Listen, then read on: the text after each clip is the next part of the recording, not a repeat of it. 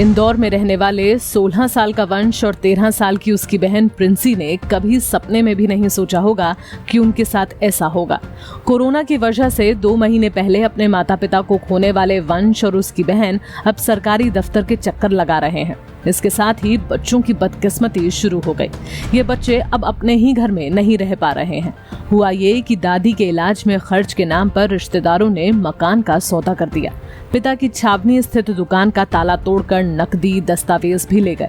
पढ़ाई लिखाई और खेलने की उम्र में भाई बहन को अफसरों के चक्कर लगाने पड़ रहे हैं। माता पिता की मौत के बाद जब मकान का सौदा होने लगा तो वंश और प्रिंसी के साथ परिवार वालों ने इसका विरोध किया, पर सुनने वाला कोई नहीं था।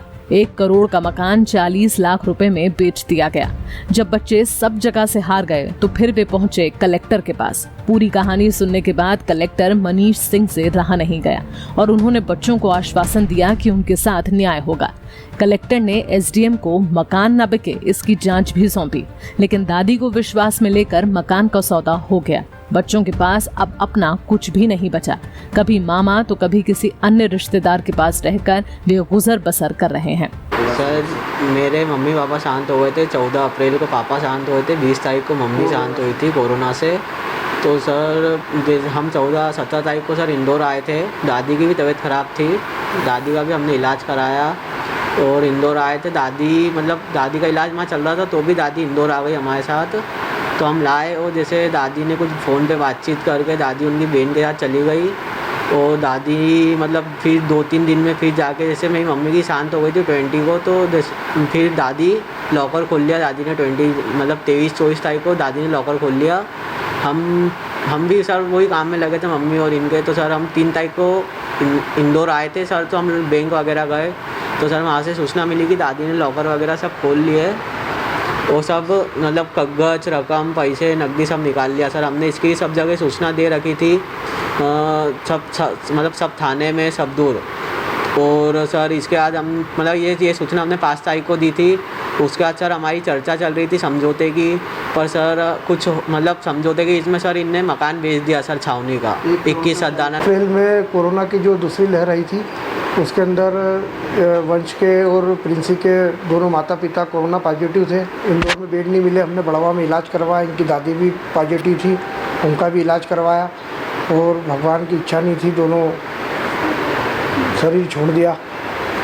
उसके बाद में हम इनको इंदौर यहाँ पे उठाना था। यहाँ पे इनकी दादी जो थी राम कन्या जी मोदी, वो भी स्वस्थ हुए थे। बाद में उनकी बेन हमारे जाजी की मौसा जी उनको उनके घर ले गए। उनने उनका इलाज भी करवाया वहाँ पे। बाद में हमारा कुछ प्रॉपर्टी को लेके उनसे बातचीत हुआ। उनने लाकर भी खोला जाके, उनका नाम और हमारे जाजी का दोनों का नाम था उसके अंदर। उसके बाद में प्रॉपर्टी का हमारा समझौता चल रहा था। ये हमको आजकल कर रहे थे। उसके बाद में इनने प्रभारू 1 करोड़ का मकान 40 लाख में पंकिल जैन को बेच दिया। जो माता पिता की मौत होने के बाद उनके मकान पे गलत तरीके से बेचा गया है, जिसको प्रशासन ने क्या कार्रवाई की? अभी अप्रैल में जो कोरोना की दूसरी वेव आई थी उसमें प्रिंसी बच्ची का नाम है और बालक का नाम वंश है। बालक लगभग 17 साल उम्र का है और बच्ची और छोटी है, 12-13 साल की है। इनके माता पिता दोनों गुजर गए उसमें और इनकी दादी के नाम से एक मकान पालदा में है, एक मकान छावनी में है और पालदा में भी एक मकान है जिसमें दादी का नाम भी है और पिताजी जो उनके दिवंगत हो गए पिताजी हैं बच्चों के, उनके नाम से था। तो उसमें ये बात सामने आई थी कि इनके दादी ने वो मकान जो दादी के नाम पे था, लीगली तो वो कर सकती थी उसको, किंतु जब बच्चे दोनों अगर अनाथ हो गए हैं तो थोड़ा एक जिम्मेदारी बनती है कि बच्चों का भी हिस्सा रहे उसमें, उनको भी कुछ लाभ मिले उसमें। तो वो पैनिक सेलिंग उन्होंने दादी ने की उसको और किसी व्यक्ति ने वहीं छावनी में रहने वाले किसी व्यक्ति के द्वारा उसको बहुत कम रेट पे लिया गया है। तो बच्चों का कहना था कि बहुत कम रेट पे लिया गया, कुछ इसका भी हम लोगों को लाभ मिले। और दूसरा जो पालदा वाला मकान है जो दादी और पिताजी के नाम पे था, उसमें भी शक था उनको कि दादी उसको भी ना बेच दे कहीं। तो उसके लिए एसडीएम को लगा दिया गया है। पुलिस को बात की थी मैंने एडिशनल एसपी को।